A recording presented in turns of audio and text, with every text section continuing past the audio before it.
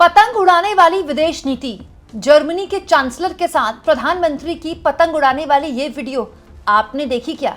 आखिर प्रधानमंत्री के कट्टर समर्थकों को एक बार फिर से एम्बैरेसिंग सिचुएशन में क्यों आना पड़ा, जब जर्मनी के चांसलर एक ऐसी जगह गए जो मोदी के कट्टर समर्थकों को अच्छी नहीं लगेगी। दोस्तों, भारत की विदेश नीति पर इन दिनों खूब सारे सवाल विपक्ष खड़े कर रहा है। इस बीच एक बहुत ही इंपॉर्टेंट दौरा भारत में शुरू हो गया है जर्मनी के चांसलर का। दोस्तों, भारत और जर्मनी के बीच की द्विपक्षीय वार्ता का ये एक बहुत ही अहम हिस्सा है जो कि आज से शुरू हो गया है। लेकिन इस बीच कुछ तस्वीरें हैं जिसकी चर्चा सोशल मीडिया में काफ़ी हो रही है, तो मुझे लगा आपके सामने रखा जाए। दोस्तों, जर्मनी के चांसलर फ्रेडरिक मर्ज आज से आधिकारिक दौरे पर भारत पहुंच चुके हैं। अहमदाबाद पहुंचे वो, और जब वो पहुंचे तो वहां राज्यपाल ने उनका गर्मजोशी से स्वागत किया। पहली बार आधिकारिक यात्रा पर है मर्ज। दोस्तों, जाहिर तौर पर भारत और जर्मनी के बीच के जो 75 साल पुराने ऐतिहासिक रिश्ते हैं और इन 25 सालों में जो रणनीतिक साझेदारी है उसको और गहराई देने के लिए ये यात्रा बहुत अहम है। यहाँ पर मैं आपको बता दूँ दोस्तों, विदेश मंत्रालय ने बाकायदा इस पर ऑफिशियल स्टेटमेंट भी जारी किया है, लेकिन कुछ तस्वीरें आई हैं जिस पर बात करनी बहुत ज़रूरी है। इन तस्वीरों में ये तस्वीर है जिसको लेकर बहुत चर्चा हो रही है। आप जानते हैं दोस्तों, गुजरात में मकर संक्रांति के मौके पर, वैसे गुजरात में ही नहीं, भारत के कई हिस्सों में मकर संक्रांति के आसपास बहुत ही खूबसूरत आसमान सज जाता है पतंगों से। अब आज के ज़माने में, हाई राइज के ज़माने में, पता नहीं लोगों के पास छत है कि नहीं पतंग उड़ाने के लिए, लेकिन वैसे अब भी छोटे शहरों में, गुजरात में ख़ास तौर पर पतंग उड़ाने का खास बंदोबस्त किया जाता है। लोग खास तौर पर संक्रांति के मौके पर पतंग उड़ाते हैं, और संक्रांत आने वाला है, मकर संक्रांति आने वाली है।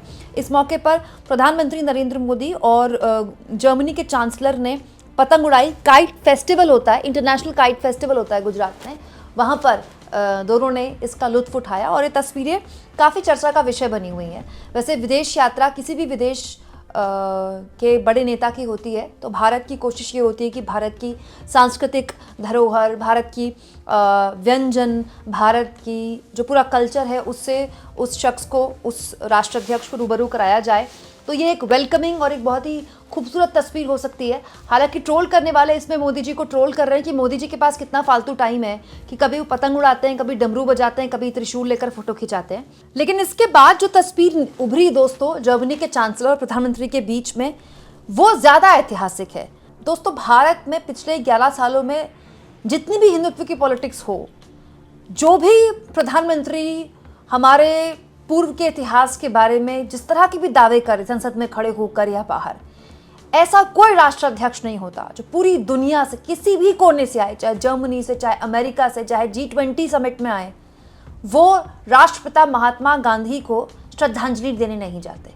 और आज देखिए, गुजरात में भी जब जर्मनी के चांसलर आए तो सबसे पहले पतंग उड़ाने वाली तस्वीर से भी पहले जो तस्वीर देश के आगे रखी गई वो थी उनके साबरमती आश्रम जाने की, वहाँ बापू को याद करने की, बापू का चरखा उनको दिखाने की, बापू को श्रद्धांजलि देने की, और बापू के लिए उस विजिटर डायरी में 4 शब्द लिखने की।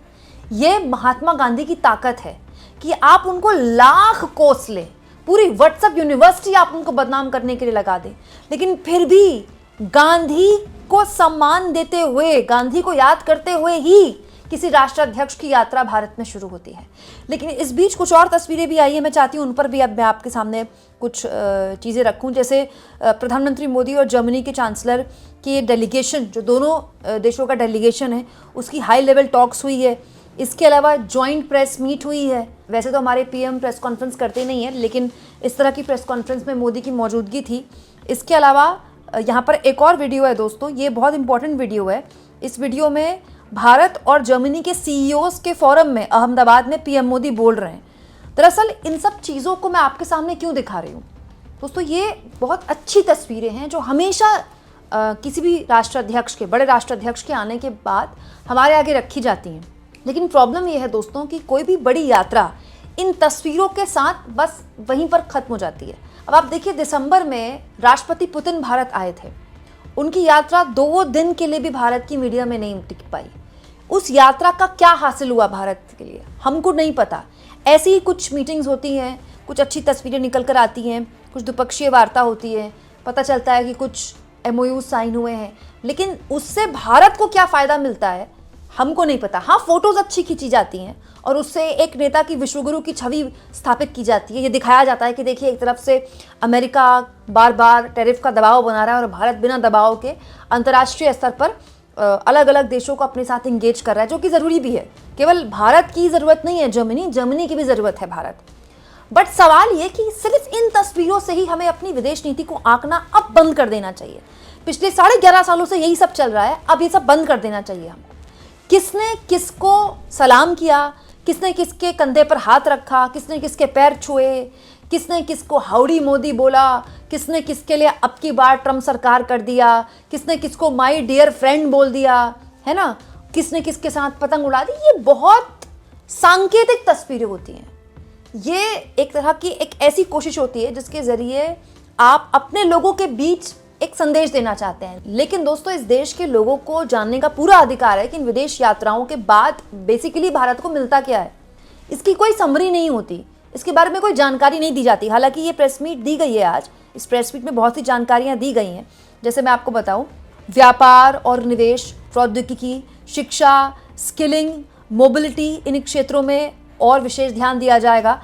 इसके अलावा दोस्तों, रक्षा, सुरक्षा, विज्ञान, नवाचार और अनुसंधान, हरित और सतत विकास और लोगों के बीच पीपल टू पीपल टाइज को और गहराई से स्थापित किया जाएगा। ये बातें यहाँ पर बोली गई। इसके अलावा प्रधानमंत्री ने जो दुनिया भर में इस वक्त माहौल है, यूक्रेन का यहाँ पर जिक्र किया, गज़ा का यहाँ पर जिक्र किया, ये भी महत्वपूर्ण था। हालांकि प्रधानमंत्री से उम्मीद थी कि वेनेजुएला के मामले में शायद वो कुछ बोलेंगे, लेकिन उस मामले में तो भारत सरकार अभी तक अमेरिका का नाम भी नहीं ले पाई है। और ख़ास तौर पर तब जब अमेरिका ने धमका रखा है भारत को कि वो भारत, अमेरिका और ब्राज़ील पर 500% टैरिफ लगाएगा, तो जर्मनी के चांसलर का भारत आना बहुत ही इंपॉर्टेंट स्टेप है, बहुत ही इंपॉर्टेंट यात्रा है। लेकिन जैसा कि मैंने आपसे कहा, सिर्फ इस यात्रा में किसी भाषण को, कुछ सीईओज़ के साथ फोरम को संबोधित करने से या किसी भी तरह की एक सांकेतिक फोटो से आगे बढ़कर हमको इसका विश्लेषण करना चाहिए। टीवी में जिस तरह का इसका विश्लेषण हो रहा है, बहुत ही सतही विश्लेषण होता है। इस यात्रा के बाद कुछ आर्टिकल्स अंग्रेजी अखबारों में लिखे जाएंगे, उनको पढ़िए। मेरी भी कोशिश होगी अगर वो आर्टिकल्स मेरी नज़र में आए तो आपके सामने रखूं, और फिर समझिए कि इस यात्रा से भारत को क्या वाकई उतना मिला जितनी हेडलाइंस बनी। आपको क्या लगता है दोस्तों, क्या इस गहराई से हमें विदेश नीति पर बात करनी शुरू कर देनी चाहिए? क्योंकि इससे पूर्व में जिन तस्वीरों पर बात हुई, उन तस्वीरों का हासिल क्या निकला हम जानते हैं। उस पर मुझे बार बार किसी के बारे में कुछ अलग से बोलने की ज़रूरत नहीं है। कमेंट बॉक्स में ज़रूर लिखें दोस्तों, और जितना हो सके चैनल को शेयर भी करें और सब्सक्राइब भी करें।